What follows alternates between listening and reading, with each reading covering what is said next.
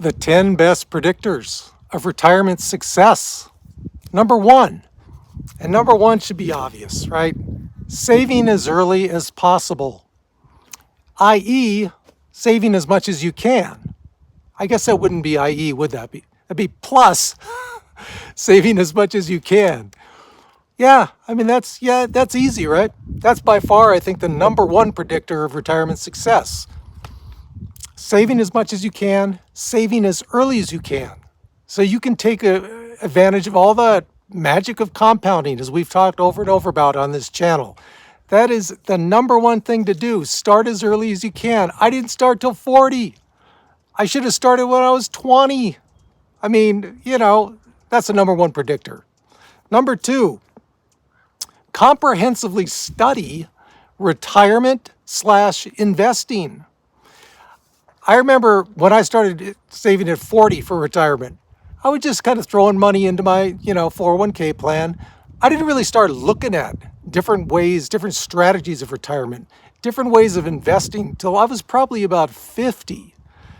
I learned so much. You can learn so much from different opinions on people on YouTube, reading Fortune, reading the Wall Street Journal. Just educate yourself.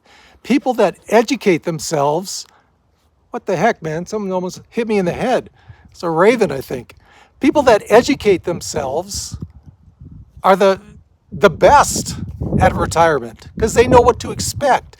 They know what things to do, what things not to do. They look at other people that have been retired, their experiences. They read about it. They hear about it. You can't just sock money away and put your, head into the sand. That's not going to work. It might work for you, but it won't be the best retirement that you have, especially for people on moderate income. And for those of you seeing from me for the first time, my name is Duane. I retired in late 2021 at the age of 59 with a little over $500,000. This is a retirement channel for people with moderate income. If you're looking, to find strategies and something like that and how to retire with moderate income, think about subscribing and like the video too if you like it. Number three, another great predictor of retirement success is those who have stress tested their retirement plan. What do I mean by that? There are a lot of online calculators you can use for retirement. Lots of them, and there are some good ones out there. There are some very good ones. New Retirement is one of them. Go online and do a worst case scenario of your funds. Let's say you have $500,000. You can put in all kinds of inputs on there saying, okay, what happens if we go into a recession? What happens if for the next 5 years are down markets? Would you be able to survive on that comfortably? Maybe even not comfortably. Maybe if it's something you can just dig your heels in and say, you know what? For the next 3-4 years, I'm just going to hunker down and get through this. Those who retire comfortably are the ones who can say, you know what? I've stress tested my plan and it looks good. Worst case scenario, I might not be sitting pretty, but I can get through it. And I can get through it okay because I've already looked at the worst case scenario. It's number three. Number four, whenever you have money in your 401k, IRA, whatever, do not touch that money for other stuff. Don't get tempted because you have $100,000 in there and a nice pretty new car comes up. Ooh, look at the Tesla truck. Wow, maybe we should check it out, huh? We got $100,000 saved up someplace. No. If you're going to touch your retirement savings, do it like I did. For a down payment of a house where it's a loan and you pay yourself back over a certain number of years. I believe that's okay to do. If you don't have the money saved up for a house, great investment to use your retirement savings for. But don't go crazy with it. If you see you got $100,000 in your retirement savings, hey, I can put $50,000 down. Oh, well, loans you can't take out over a certain amount. I believe it's 35-40% of your total balance, maybe even 30. Don't take out the total loan percentage that you can take out. Be conservative with it, but it's okay to take it out as a loan for a down payment for a house. Otherwise, don't touch it, guys.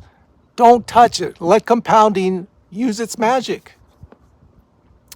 Number 5, those who figure out what they are retiring to. In other words, do you have a plan in retirement? Do you have something you've always wanted to do that you know is going to take up most of your time in retirement? Say you have a great hobby, that you do, I don't know, flying model airplanes, whatever it is, that you do now that you're working. Is that something you could see expanding, to spend more time doing that? Working with metal, whatever it is, sculptures. Is that something you can see spending a lot more time in retirement at? If so, great. Good for you. You're retiring to something. Those that retire to something are much more successful at this retirement thing than those who have no idea what they're going to do. Think about it way ahead of time, 10 years before, 5 years before you retire. Have something that you know that you can retire to and you'll be happy doing. That's a huge step, guys. You got to retire to something. Number 6, those who take life as it comes. In other words, you roll with the punches.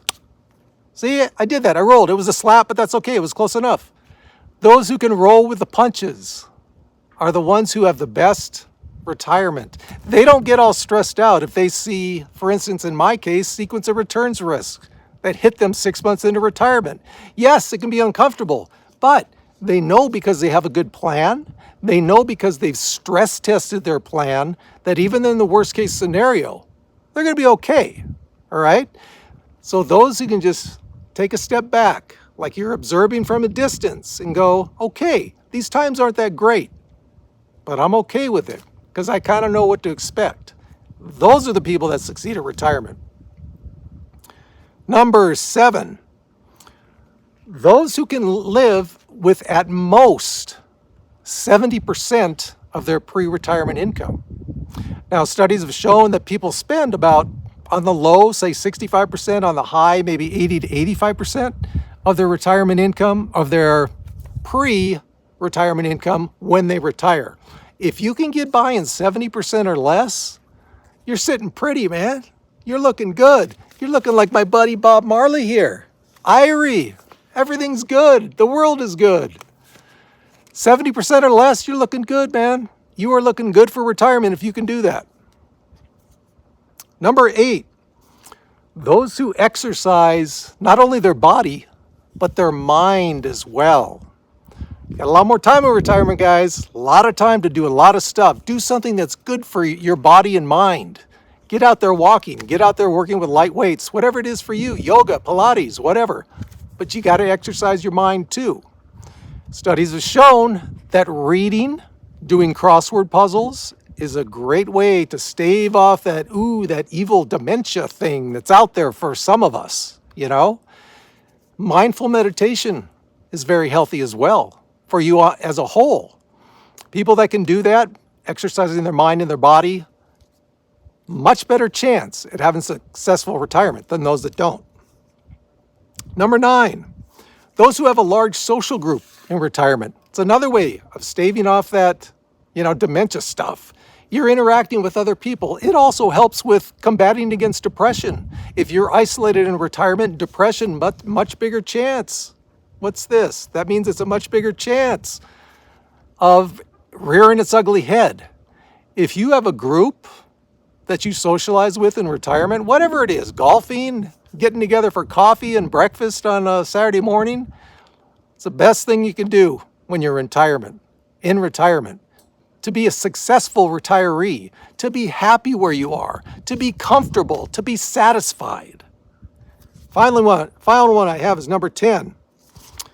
Those who have a retirement group to check on how they're doing financially. Check with other people, see how they're doing. I have a text group that I go back and forth with daily. It's not always about retirement. It's just about life in general. But we toss our ideas back and forth on this text group about retirement. Hey, how you doing? I know it's like, not like what I'm putting on this channel. I show you exactly how much I have. A lot of people don't like to do that. I get it. But put out some, pseudo-specific stuff and check with your friends. This is how I'm doing. How are you doing? They might have great suggestions. You might have great suggestions for them. Bounce your ideas off them. That's a great thing to do in retirement. Get another idea. Instead of just looking at retirement stuff on YouTube or reading stuff, get actual practical ideas from your retirement group. Say, hey, I'm thinking about doing this. What do you guys think? Hey, never hurts to have another opinion, right? So there you go, guys. Those are my 10 steps to a successful retirement. 10 predictors that will give you a successful retirement. All right, guys? And remember, do a lot of those things. Know what your plan is. If it's a good plan, stick to it. If not, tweak it. Once you got it all down and ready to go, we got this.